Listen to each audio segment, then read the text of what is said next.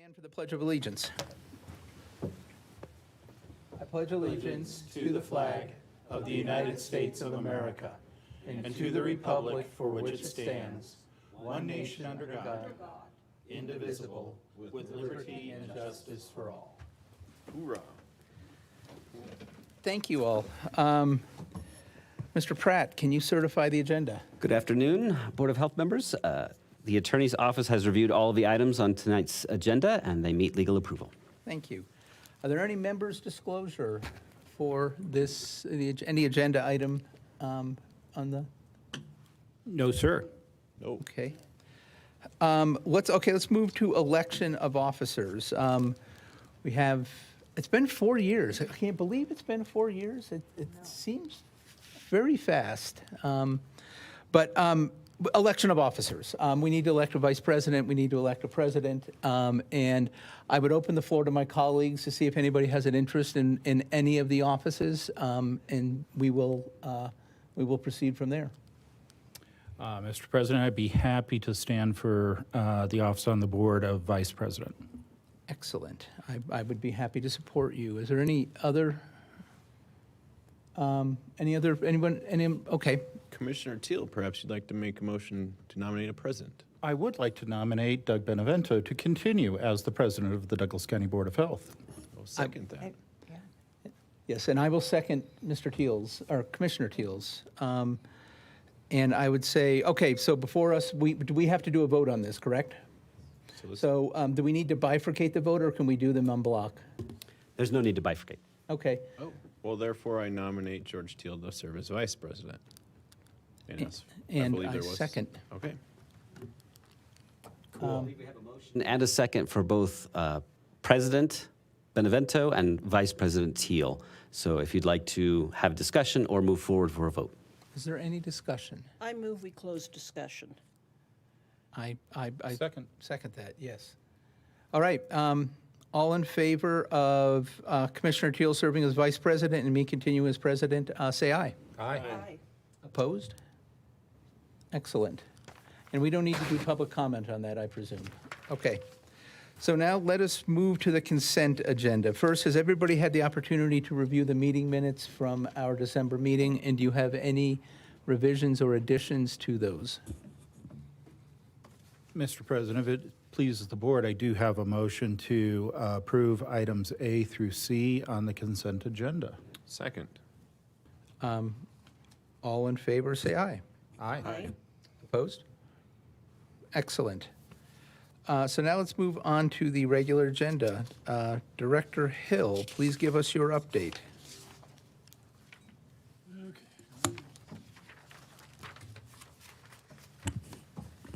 Thank you, Mr. President. So I wanted to note that I'm a month into my 4th year working with all of you, so I'm not sure it seems to you like it's been that long, but it didn't seem like it to me, but it's the 4th year. I continue to participate in the Opioid Council representing Douglas County. I'm on the Douglas County Homelessness Initiative. I participate with the Metro Denver Partnership for Health. I've gone to conferences. We still work on our Healthy Families Initiative with Commissioner Layden, and that's really doing well. We're getting a lot of uptake from the hospitals on the sleep sacks and the healthy baby information that we hand out at birth. So that's been a positive for the county. It's been a bit more expensive than I thought going in, but we're handling it so far and trying to find perhaps other funding to help keep it going. But we have staff that are just constantly going to hospitals, replenishing their supplies of these materials, so it's been popular. We're continuing to work with the 2 Advent Health hospitals in the county, in Parker and Castle Rock, to do a combined community health assessment and improvement plan. You know, there's an expediency there because we're sharing the cost of the consultant. And also, we've got, instead of every hospital and us going around and asking the same people the same questions, we'll be asking them once with these 2 hospitals, so it cuts down a little bit of the demand on the usual suspects who get invited to all these sessions to have their input. And unsurprisingly, so far, the issues that are coming up seemed to be similar to the last time, but we wanted to make sure because we've had some trouble backing into some of the numbers that were reported in the previous assessment. What does So- that mean? Well, the data sources that were identified, like X number of people have this condition, those data sources we're not able to find. So they were maybe done away with over the course of the pandemic or something happened to them. So this time we're trying to make sure we've got a tighter handle on this so we can keep track of where the data came from and whether those sources move around. So I think it's going to be good for us. It's probably going to come up with the same priorities, but it'll be easier for us to validate because we'll have observed the data coming in and know where it came from and can answer for it. Then I wanted to jump into infectious diseases. So, you can read the report, but COVID hospitalization is going down, influenza is going up, and RSV is staying the same. Statewide, in Douglas County, there seem to be a few more flu hospitalizations this year and about the same number of RSV, and COVID has gone down a little bit. But on the COVID numbers, I'm caveating that with the fact that the state has changed their reporting requirements, so we're not comparing apples to apples with prior years For flu? for COVID. Oh, for COVID, really? The flu and RSV has been pretty much the same, but COVID being a new thing, they've changed the reporting requirements. So How did they change the requirements? let's see. Do I have anybody out here who can answer that specific? No. Elizabeth, can you speak to that?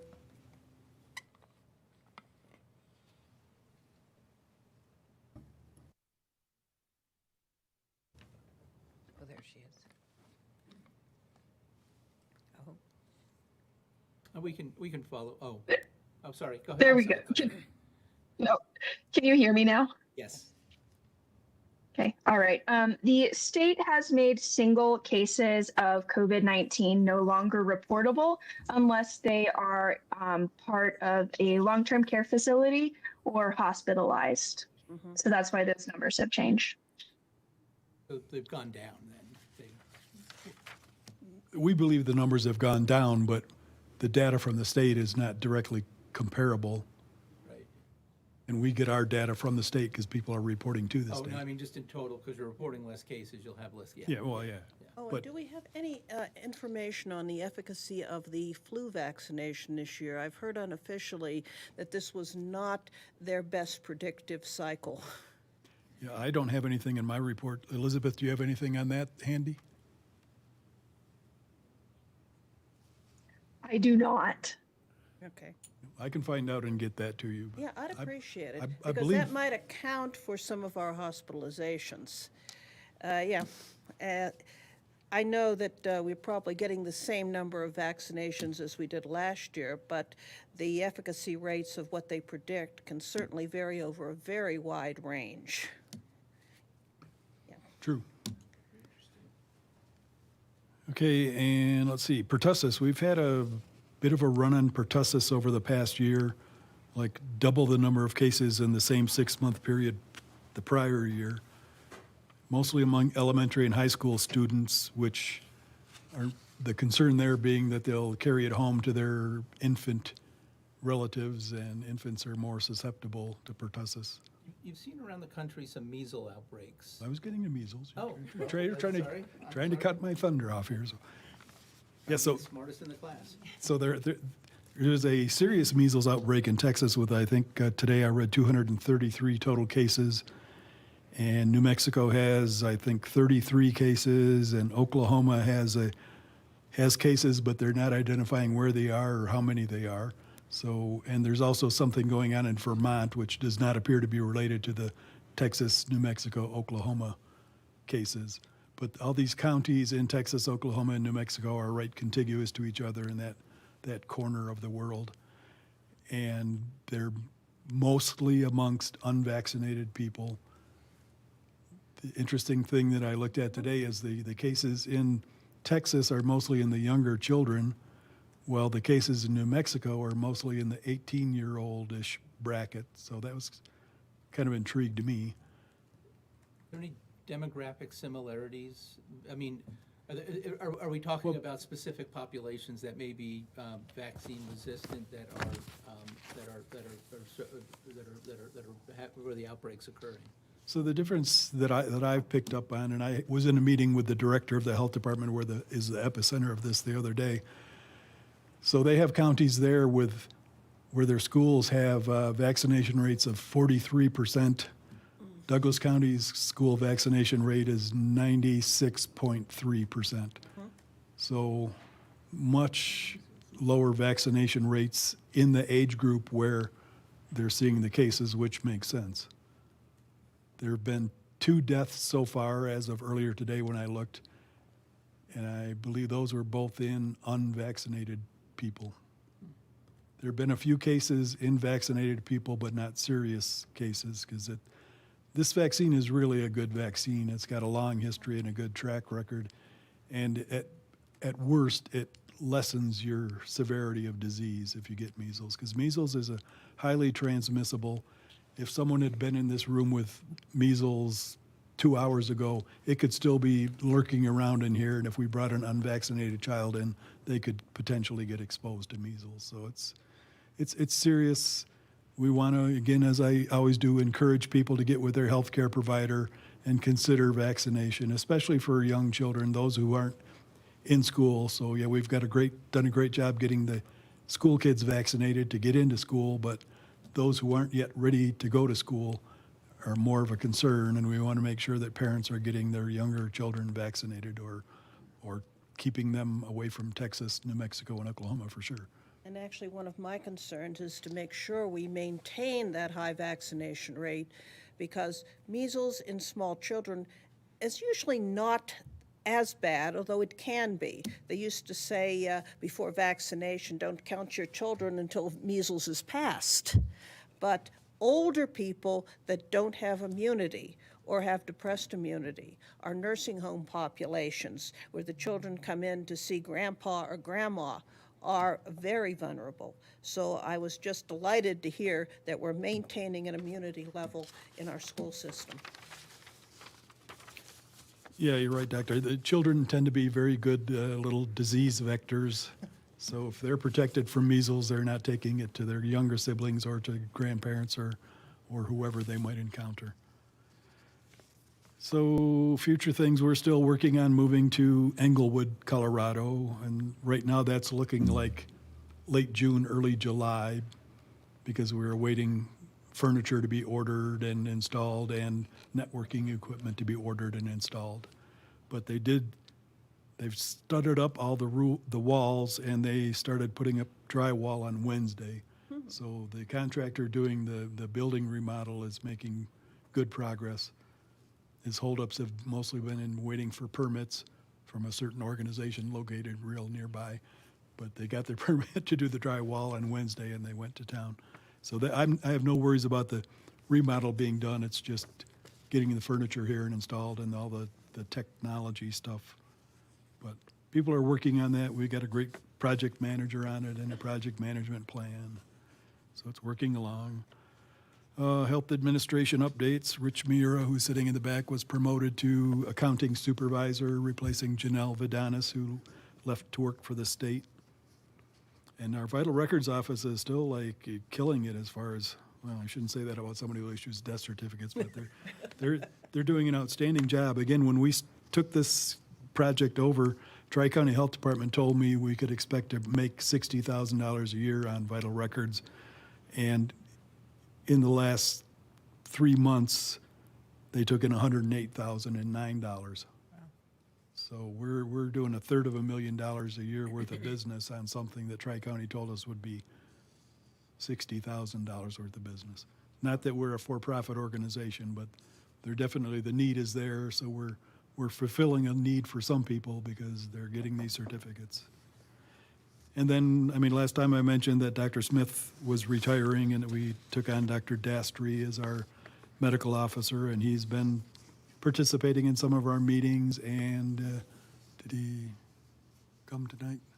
Nope. And he's also taking some of the public health training, like your Board of Health training. I suggested he take that because it gives some of the legal background of what we do.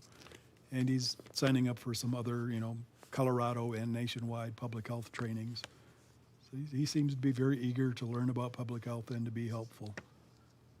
And I think that's all I've got that's of interest, at least to me. Excellent. Any questions? Any additional questions? Yes, Commissioner. Given the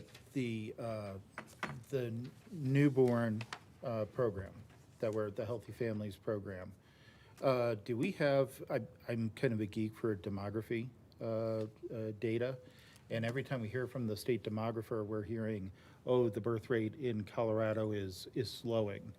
Are we seeing a slowing, given kind of our ground results with the Healthy Families initiative? Or are we seeing a gain here within the county? I would say again, but I have two experts in the back who are nodding when I said again. So if you want more specifics, we can get Laura or Kelly to come up. I'd be happy to hear some of those details if it's not too much, Laura. Because usually when Laura and I are on a meeting together, we're discussing older adults. We So are. this will be a change of speed for us. Indeed. Laura Larson, Assistant Director for Community Health. So as Mike mentioned, the Healthy Families Partnership has really just blossomed in a way that I'm not even sure we really expected it to.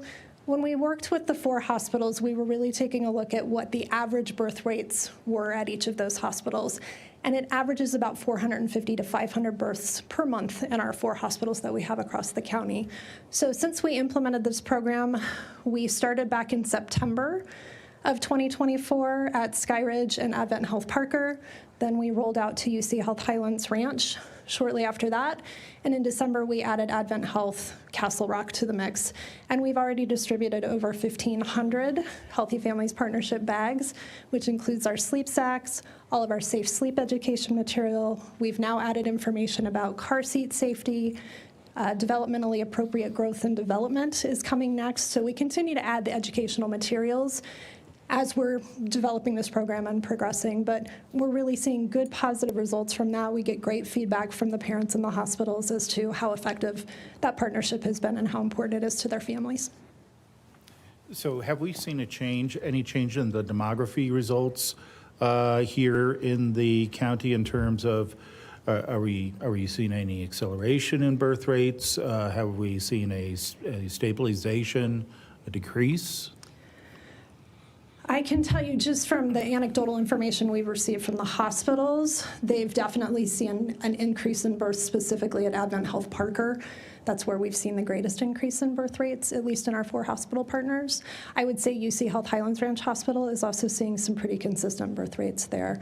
Skyridge is relatively stable at about 250 to 300 births per month.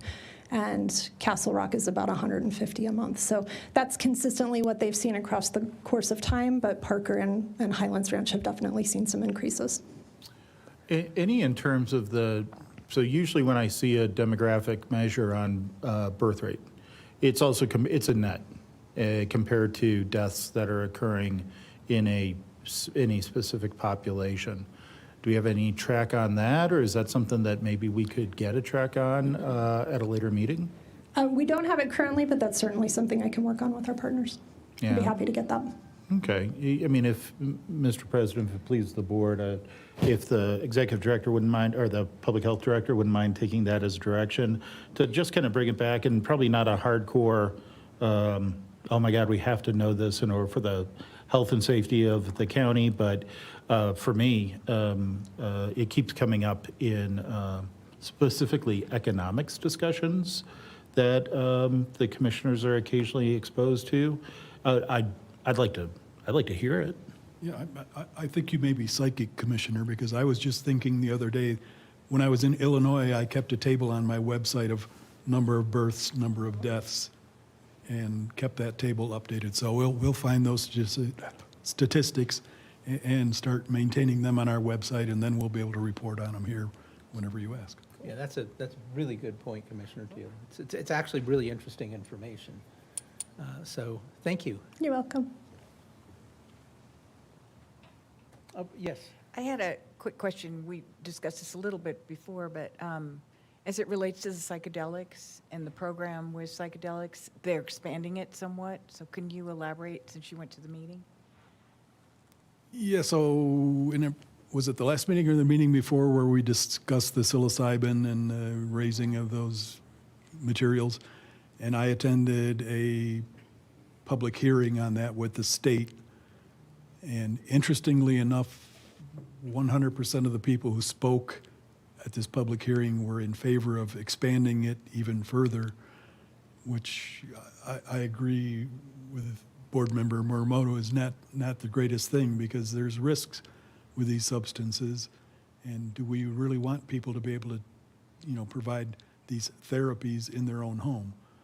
I'm skeptical, but the consensus of the group who spoke in the public hearing was that they wanted to expand it, anybody, anywhere, anytime.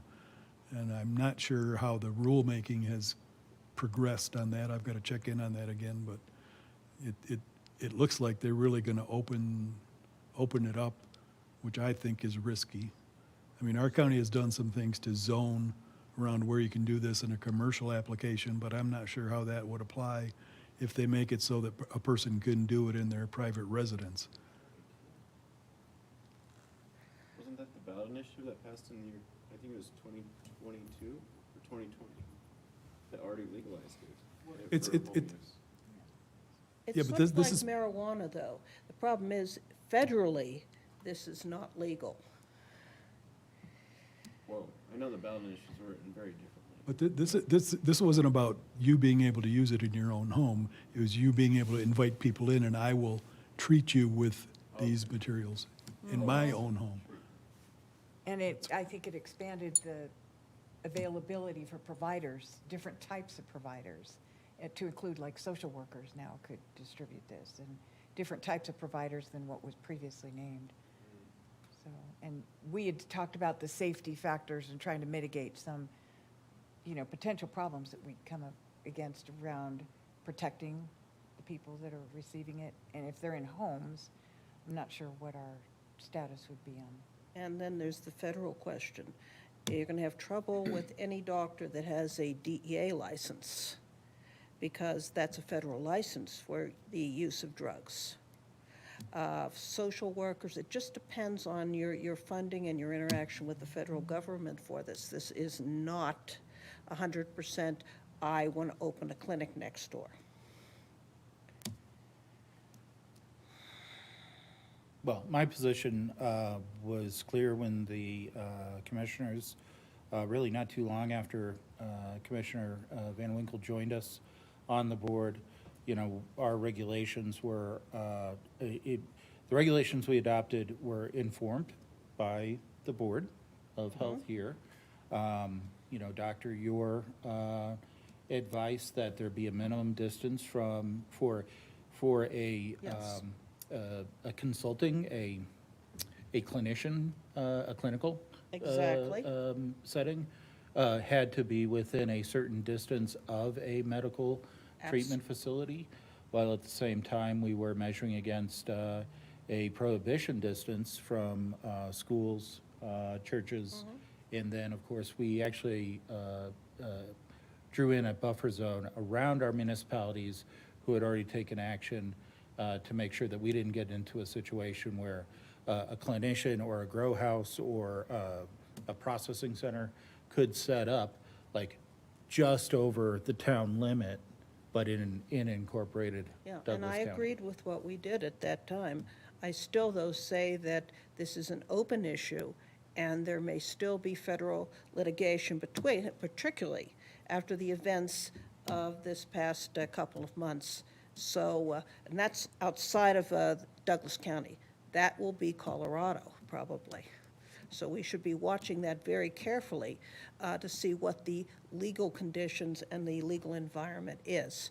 It will probably, as I said, we have to deal with the state law as it is. We have to protect public health and safety as best we can within the constraints that are put upon us. But this is not a settled issue yet.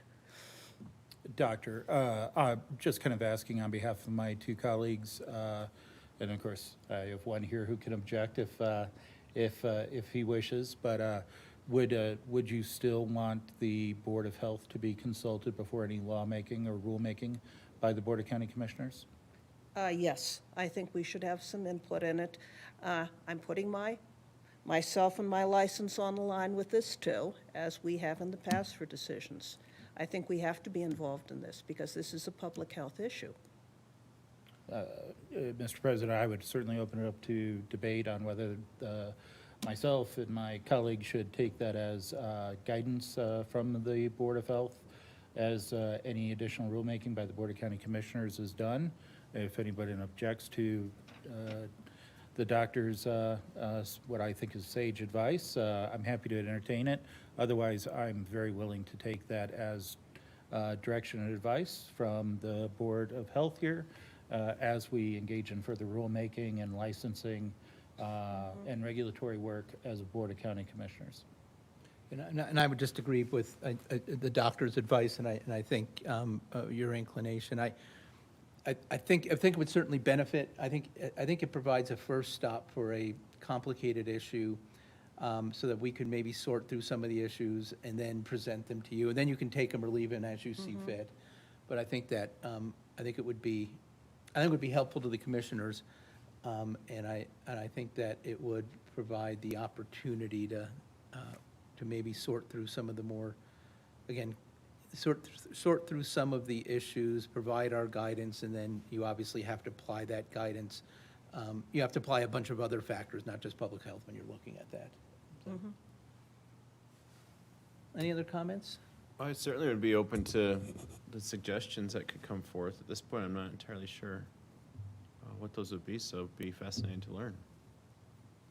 Because as right now it's zoned, we have no care facilities in Douglas County, and it is zoned very narrowly. If one were to try to open in Douglas County.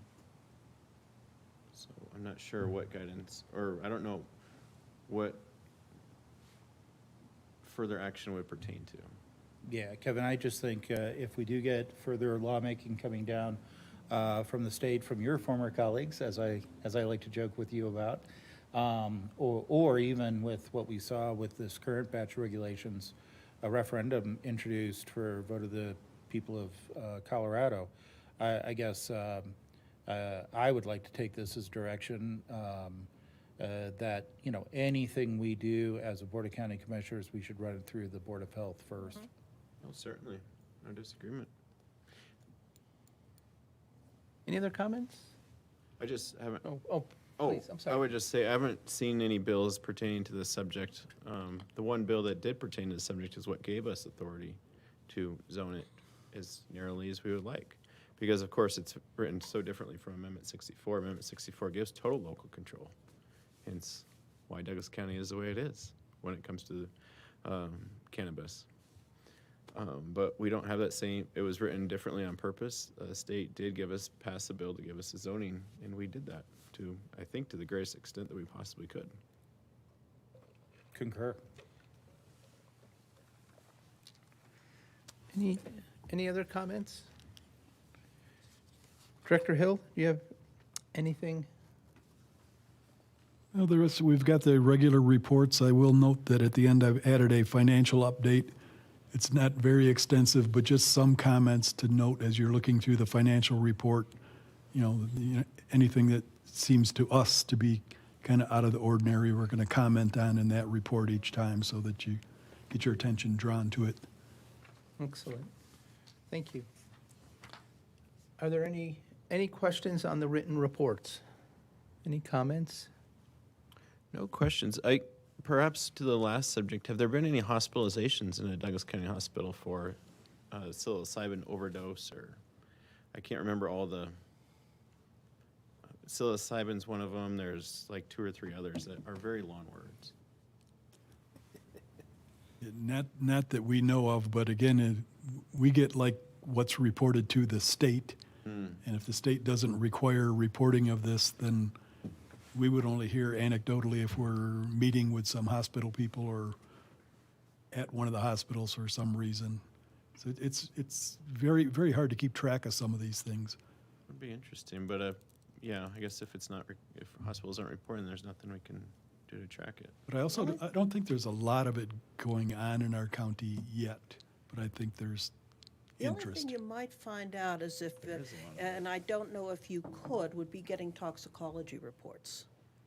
Yeah, for, poisonings and whatever, because it might find its way in there as some kind of an overdose. But it might not be worth the effort to try to dig it out. Yeah, I mean, I can look at what, I'm not sure I remember what our restrictions are on the use of CoRio. Yes. I think it may be limited to communicable diseases, but if it allows us to look at tox reports, then You might we can get probably ping something the there. HIE and get some information, yeah. It's a good idea. Although I do,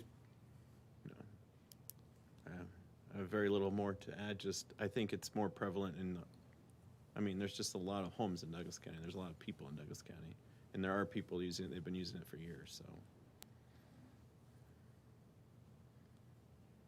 At least now we have some guardrails. Right. Yeah, except the people that are using it for years are not going to be reporting it. No. That's human nature, so No, don't they- expect it. Yeah, and they're doing it quietly in their own homes. Yes, and not bothering anybody and not getting into health issues unless it's an overdose. So you're not going to get a handle on it. Yeah, I mean, I think the concerns that were brought to me, or what I heard, was more about people who are practitioners allegedly of healthcare who are using these substances or raising them for Yes. that purpose, not the people using it in their own homes. But, and that's what the rulemaking hearing was about that I was on, Yes. where they were going to allow people not just to have like set up a clinic and do this, but that you could bring patients into your home, treat them with these substances. So And the it's, next this thing isn't will be- about you as a private citizen doing what you want to do in your own home. This is about other people doing things to or for you. And the next thing this is going to go to would be a religious exemption, because this is part of our religion. Yeah, that may already exist I think it does, for our actually. Native American tribes on tribal land.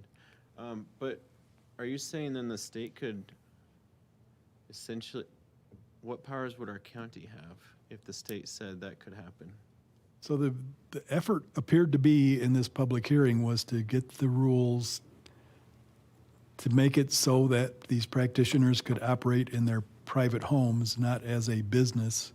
And I didn't study it that in depth, but there was some concern that some counties have tightened up the zoning on this so tightly that it was hard to do business. So they were looking to find loopholes to that so that they could put it in private homes and maybe skate away from the zoning requirements. And Troubling. and I'm not sure, I haven't followed up to see where that rulemaking went, but everyone who showed up and spoke at that public hearing was in favor of loosening this up as much as possible. And it will go beyond that in the home, because there's another way to get around it as a business, obviously. We don't charge you a fee for this, but there is green energy and a love donation. I don't understand. A green energy money, love donation, because we've provided you a service and you are going to show your gratitude with cash. Oh, like a tip. Yes, not reportable, you've just donated to us. Well, it is, of course, illegal to sell the product. Yeah, so you're not selling it, you're donating for the service they've Well, provided. I think, well, perhaps we could have more conversation offline, because that's troubling to me. Everything the state has worked on since the passage of that, and everything our county's worked on has been within the framework of, within the framework of it having to be like a licensed location, not as. And that's what this rulemaking was trying to get away from. And I think that's the concern too, being in a private home, like if they came to a private home, some of the questions come up like the products themselves can be, they can cause some disinhibition. So then do you have same-sex people caring for like a practitioner with a patient? I mean, there are just some other concerns that come up. Okay. We'll look forward to learning more about it. Yeah, yeah. I say, because you can work out of your home, but can you actually run a business with customers out of your home? And Or go to a home. At least not within the framework of the law that I believe passed a year ago. yeah, maybe we should, there should be a briefing on this kind of next. Would it be the will of the board that maybe we get 15, 20-minute briefing on this at our next quarterly meeting? You bet. Will you set that up? Yeah, and I mean, I didn't study up on that issue for this meeting, so I'm less prepared than I should be. I'm just trying to remember from the hearing I attended and what I heard there. Yeah. I- No. Yeah, I very much appreciate that. I think just an update and perhaps it could even be just a short memo of what results of the rulemaking. Yeah. Cool. No problem. Thank you. Any other comments or questions? Anything else to add, Director Hill? No, sir. Are there any comments on the written reports? If not, we will move to our action items. I think the first one, Director Hill, is we need to authorize funds received since December. Will you kind of walk through this for us? Yeah, so just to provide information, this board is required to approve our acceptance of funding. So I provisionally accept things on your behalf, and then this validates whether you want me to do away with that acceptance or we keep the monies. And the state has been adding more money to tobacco, and again, we got tobacco experts in the back of the room if you want details, but the first one is $90,000+ added to tobacco funds, and that is also covering work in Elbert County that we do. These are tobacco cessation funds, right? Correct. How do we spend those dollars? I'm going to make Laura get it. Well, listen, I'm reminded of my day when I was back at the state health department, and they used them to run TV ads, and it was a wonderful ad. They showed this person saying, "You won't control me," standing in front of an ocean, and running the ad in Colorado. And my question at the time was, where's the ocean in Colorado, and why are we using these to run ads? I mean, can't we just go out and buy a bunch of patches? And of course, I was told that was an evidence. There was no evidence that providing patches would actually reduce smoking or tobacco use. And then 6 months later, they came to me and said, we think we're going to go buy patches with some of this money. So the use of tobacco funds has been, in my experience, I'm not commenting on, and in my experience, maybe a bit dated, has been, I've always had some questions about it. I think we should accept the funds. Maybe later I could talk to you all about how we're spending these funds, because tobacco, we should be, particularly with youth, we should be aggressively explaining the downside of tobacco use and doing everything we can to pull them off of it. I fear some of these funds sometimes can be used for purposes that are not as effective as others. So we can catch up. I don't want to put you all on the spot. Oh, please, come on up.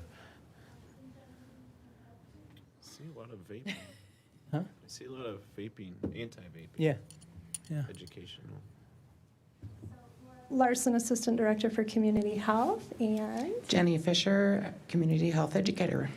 so let me just give you kind of the brief overview. With our tobacco grant funding, a lot of it is used on our personnel, so it covers the cost of 4 of our community health educators. 3 of those health educators, much like Jenny, don't just focus on tobacco prevention. They're also looking at chronic disease prevention, substance misuse, suicide prevention, fall prevention, and healthy aging in older adults. And then we do have 1 FTE that is solely dedicated to Elbert County. That's always been a regional partnership that we've had with our grant funding through the state, is to help support Elbert in those efforts. They're a much smaller county, at least in this effort, and it's much easier for us to just do some partnership work with them. A lot of what our health educators do is go out into community, so we're attending various events in both Douglas and Elbert County. We're setting up tables, we're providing information on not only tobacco prevention, but vaping prevention and cessation. We use the funding to buy what we call quit kits, which are bags that we have put together that have things like stress balls, mints, anything to manipulate your hands to try and get you to not use your hands for things like cigarettes and vaping devices. We've also got cards that have QR codes to My Life, My Quit, Colorado Quit Line, Baby and Me Tobacco Free, a variety of different resources. We do use some of the funding on media. So we work with our Webolutions team, with the communications team here in the county. We've developed specific tobacco prevention web pages that are found and embedded on the health department's website. And so that's got a lot of good prevention and education material as well. And what I really wanted to tell you was there's a new podcast. We did a podcast with NAMI NAMI Arapahoe and Douglas County, NAMI ADCO. And that podcast was done by two of Jenny's colleagues, specifically focusing on teen vaping and teen vaping prevention. That's just out, hot off the presses this week. I know they just did a press release on it, but really wonderful podcast as to what we're seeing as far as vaping goes with our youth in the county. Jenny, do you want to add anything on Elbert's side? I would. Okay. Part of, especially with additional funding, we're looking to the future as well with a new delivery system for tobacco, and that is tobacco pouches. And there is new strategy involved with that, bringing people together, families, community members, and educating them, bringing awareness. And so that is also a way that we will be using that funding, just to bring that awareness. Thank you. And I didn't mean to disparage all media advertising, just the media advertising I was talking about, I meant to disparage. Oh, go ahead. I really appreciate just the moment to speak to it because it is that important. Yeah. And our young people deserve our efforts in this way, so I really appreciate it. Thank you. No, and you're right. It is super important, which is why it kind of animated me back then and now, because it was, I mean, quite frankly, it was being used so people could cut ads. They didn't even mention tobacco in the ad. They were using it to cut ads that would win them awards somewhere and not necessarily address the issue at hand. So ultimately, what we did with the legislature, we moved a bunch of money out of the tobacco cessation program and put it into the Ryan White program and said, we know we'll save people with this. So, no, thank you. Thank you for the work you do, and I think this is great. Yes. I'd like to make a comment. I just really appreciate the work that you do. I've done some work around substance use with the SBIRT program, the Screening, Brief Intervention, and Referral to Treatment. So you have actual outcome data. And I know how hard it is to speak to some people about things like that. So it'd be interesting to see some of your outcome data from some of the patients and people, community members that you interact with for your effectiveness. But I appreciate what you do. Thank you. In your jobs. Thank you very much. And just for clarity, the budget piece that we're looking for approval on, that additional funding that we received is Proposition EE dollars, and that was specifically to help us expand the work in tobacco prevention to include a more concerted effort on vaping. So previously, it was really only focused on tobacco. And a lot of what we've noticed and seen in the county and in Elbert County as well is the data doesn't align with tobacco use. It's really around vaping. That's what we see more frequently in this county. So we're really pleased that we have the funds to help support us in those efforts. Thank you. You're welcome. Thank you. So, let's see. Before we go to a motion and second, and if there's no other comments, if there are other, I was going to go to public comment. There is another item on there. There's another Oh, yes, please, go ahead. $5,200 or so for us to do enhanced pertussis surveillance. And we just mentioned earlier that we have increased numbers of pertussis cases. Okay. If there are no other questions, what I'll do is I'll move to public comment on this, and then we'll go to a motion and second and passage. Are there any comments in the room? I suppose, so that $52,000, in the room. Oh, no, are you? I mean, you're. Yeah, so we got $52,000 for increased pertussis. Does that mean hiring a new person to go do? $5,200. Oh, $5,200, that's I not hiring a might new have misspoke, person. but yeah, no. $5,200, we're not hiring anybody for that. Is that adding, what can we do with that? Oh, Things and stuff. I think we've done staff training. I I'm looking for John to either nod or shake his head that I'm wrong. Okay. Training of staff and purchasing of minor resources. It's just to enhance. John, am I going totally off the reservation?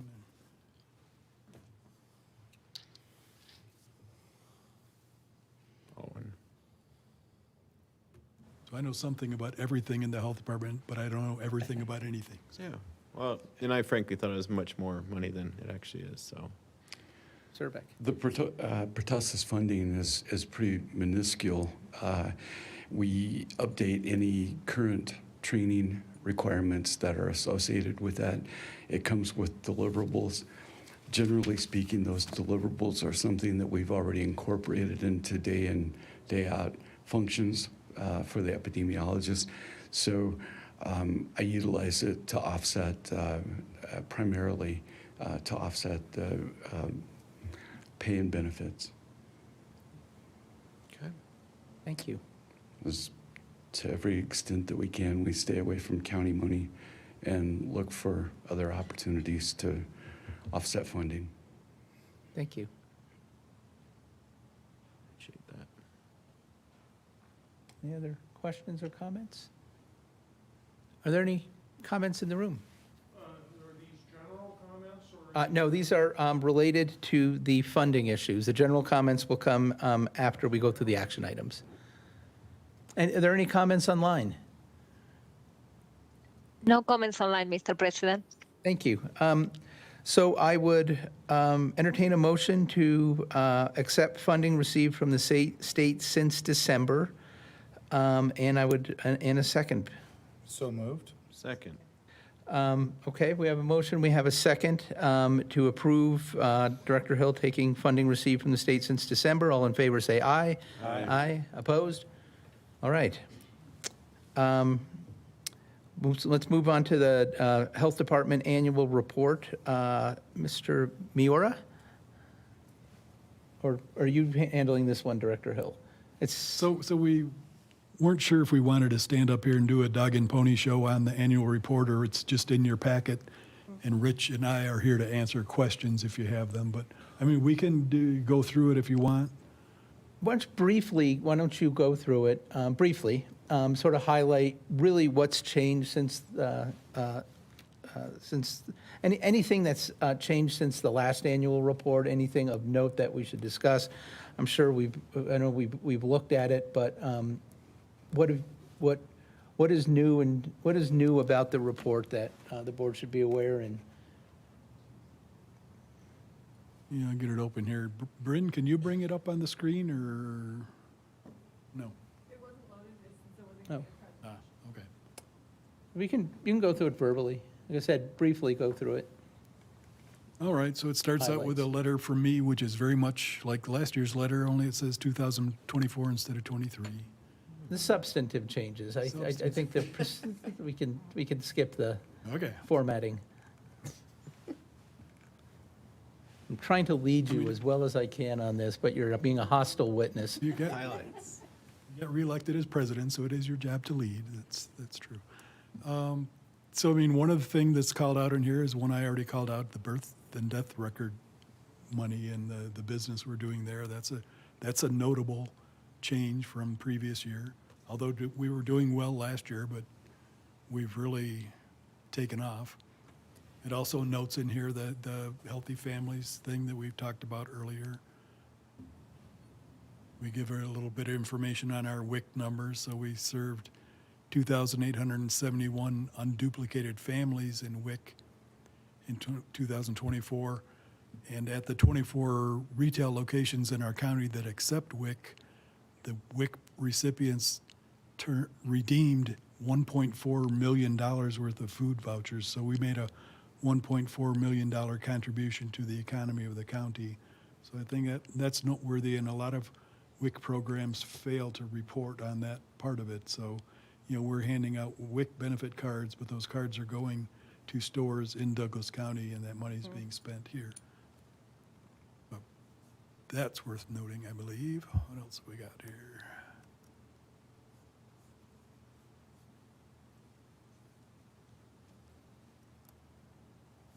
And I don't think there's anything else that's really noteworthy. I mean, it's normal annual report fodder. There's some pie charts on our expenses. There's numbers of permits we issued in environmental health. There's numbers of investigations. Again, the pertussis that we talked about is alluded to in here. But in the interest of time, I think that's the high-level information. I would say it's very professionally done and will look very nice on our webpage. Make Rich happy. All right. Are there any questions on the annual report from any of the board members?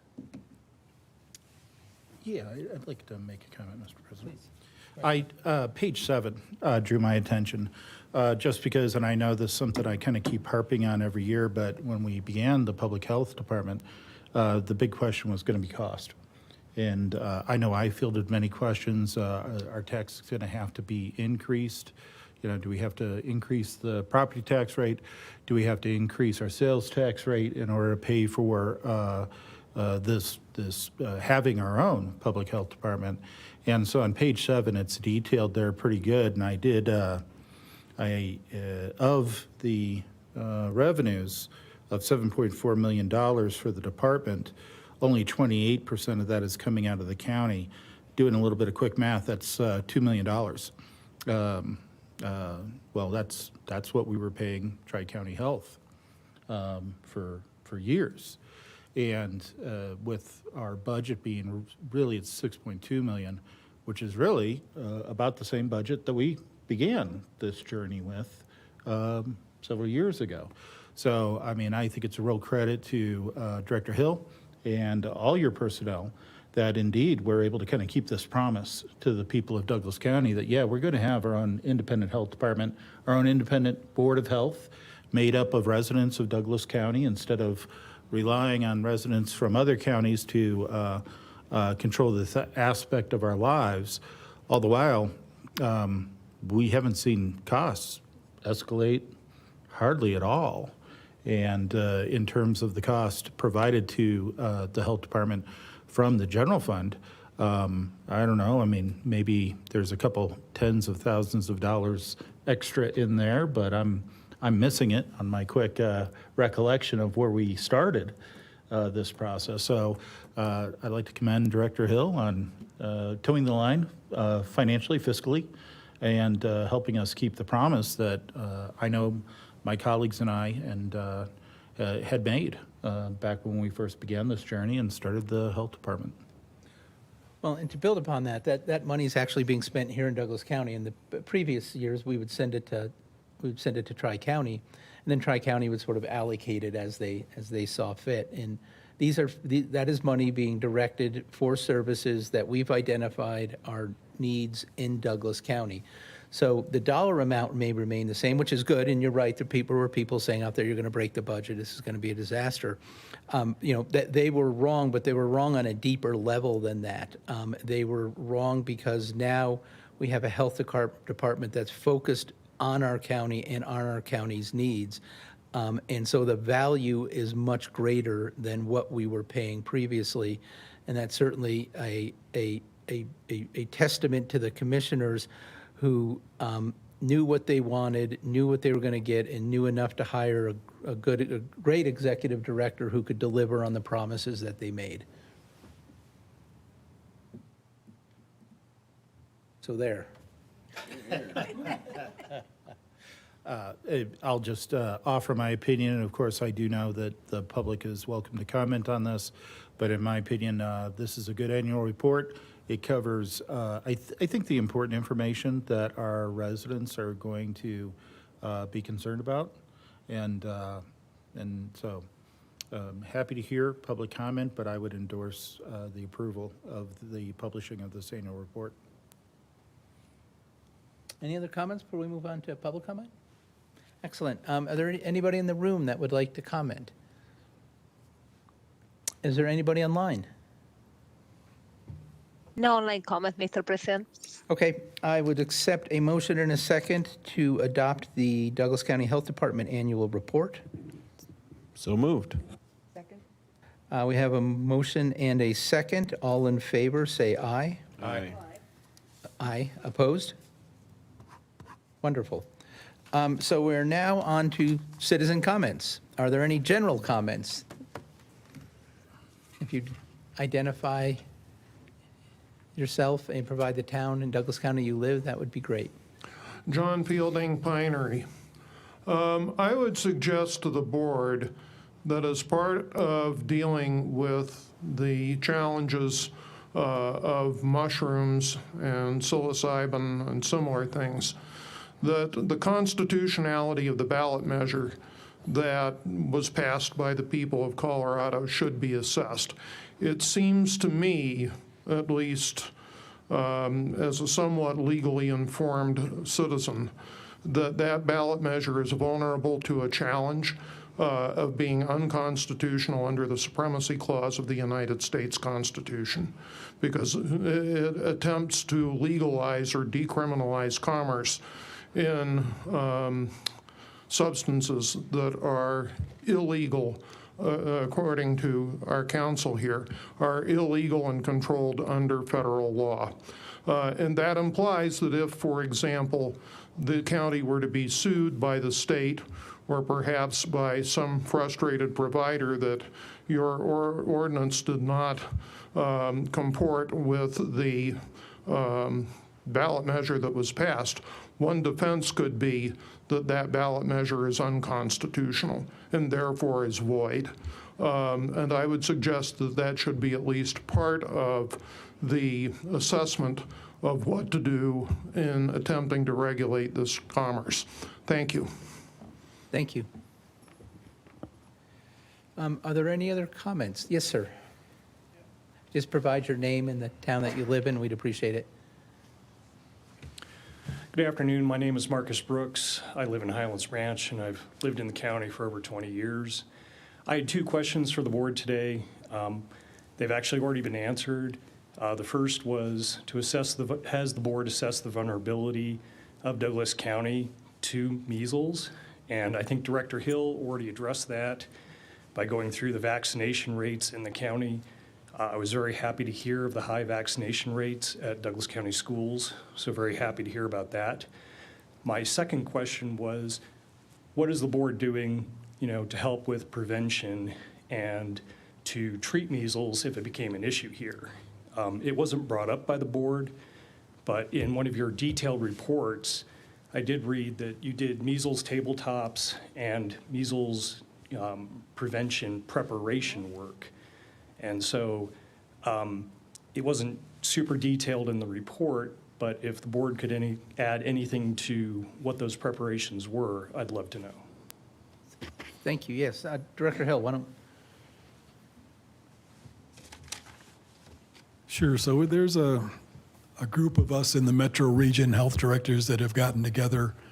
So we're doing two things. One is we're making sure that our messaging around these vaccines is consistent so that one health department isn't in the same media market saying something different than the other, and getting more messaging out there and making sure the messages that we have haven't, like our measles page had kind of floated downward in the web, so it wasn't front and center, but right now it is front and center. If you go to the health department webpage, it's the first thing that hits you between the eyes is measles.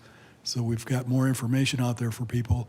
We're also going to be coordinating with the other counties as far as who's having vaccination clinics and where and when, so that if people are concerned, if their child needs vaccines, they can find out where in the metro area they could go and get them.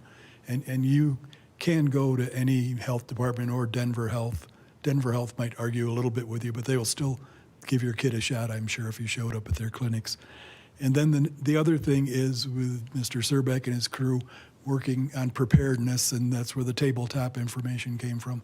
So again, the metro area emergency response people and epidemiologists are getting together to discuss, okay, when the case of measles shows up in the metro area, how do we respond as a group? Because, the measles isn't going to know that there's a Douglas County line and stop there. If it's in our area, it's going to affect all of us. And did you want to add anything, John, or was that sound sufficient? I can talk to you offline if you need more information. No, that's great. I do appreciate the additional information, Director Hill. Thank you. But if you did find a measles, so kid gets measles, the kid shows up at the hospital, that's a reportable disease. Then they would start basically saying, where has this kid been, right? You know, has it been to school? Is it an infant that hasn't been to school? And then you would start contacting people that had been in touch with that kid. And then you would basically start, these people would, you know, voluntarily, undoubtedly, quarantine, you not go out and spread it any further. Is that roughly how the process would work? I think that's a good rough description, yeah. I mean, there's also an effort, like the outbreak down in Texas, when they identify people that have been exposed or they're early in their course of disease, they're immunizing them. Right. Because the vaccine, even if you get the vaccine as you're starting the rash, it can lessen your symptoms and lessen the severity. So, That was you my know, next question. Find So- out where the yeah. person may have gotten contact with it, who else may have gotten in contact with it. And who this else would got be in an all- contact with that person. It's, Yeah, this would be a bit of an all hands on deck type of situation. If you had something like this, it would be a state response and a multi-county response, because you're right, you know, Jeffco, Arapahoe, you know, they're right there. They would want to know what we're doing, and what they would want to do is pitch in and help with the idea that of stopping the spread of that, correct? Yes, and we're also dusting off a older mutual aid agreement that kind of predates our existence. So trying to make sure we have agreements to cover when people are going to other counties to help out, that it's covered by some kind of an agreement. And that's something that came from CDPHE originally that we're just kind of revamping to modernize it. Okay. Thank you for that. Thank you for the comment. It was very helpful. Are there any other comments? Any comments online? No online comment, Mr. President. Thank you. Is there anything else from the board? With that, I would accept a motion in a second to adjourn. Move to adjourn. Second. We have a motion and a second to adjourn. All in favor? Oh, before we do, when is our next meeting? June 13th? Okay. Okay, June 13th, thank you. With that, all in favor of adjourning, say aye. Aye. Opposed? Thank you very much. Oh, by the Better than way, going down to the Capitol?